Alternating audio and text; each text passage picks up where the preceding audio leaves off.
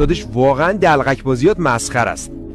خلاصش کنه یکی رو بیار که واقعا بتونه سرگرمم کنه. نه لطفا این کارو نکن. نه ارباب درفت. چی شده پادشاه؟ خبر بدی دارم. به نظرت این خانواده خوشحاله؟ اینطور به نظر میاد. خب الان دیگه نیستن. این بچه ها یادت میاد؟ خدای من فرار کن ازش دور شو. حاجی ریدم. آره حاجی زدم هدشاتش کردم. باباش همه چی رو دید. یه جنگم راه انداخت و تونست بیشتر ویلیجرها رو از منطقه ما ببره. اونا تصمیم گرفتن که بهتر روستای خودشون رو بزنن. چی؟ منظورت چیه؟ چرا دارین میرین؟ هی شما حق ندارین روستای خودتون رو بسازید. این تیشرت ها واقعا لازمه؟ هی بله حداقل از من مجسمه دارن. هی چه خبرتونه؟ خوبه با این یکی کار ندارم. این دیگه چه کاریه؟ این یکی واقعا هیچ کسی نباید بره. این هنوز زنده است؟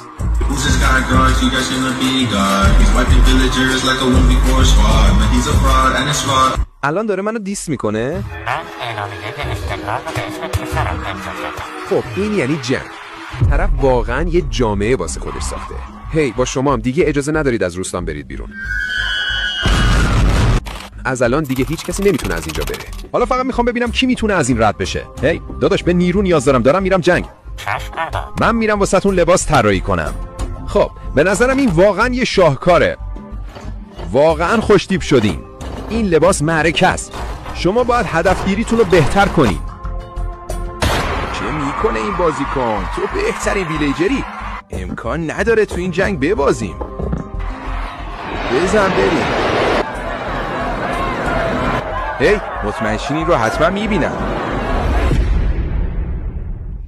بیایید آخرین فرصت رو بهش بدیم. اگه برگردین کاری باتون نداریم. تو خدا نیستی، تو یه شیطانی. پسر منو کشتی.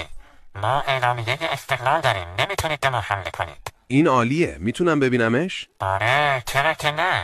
برید گم شید با این چرت و پرتاتون. بزن بریم.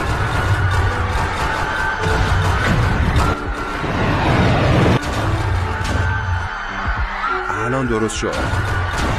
هی وقت موشکاست. حتما ارباب.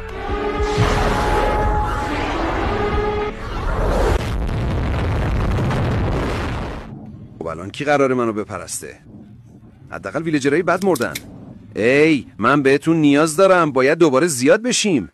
چند لحظه بعد ایول دوباره وقت سلطنته.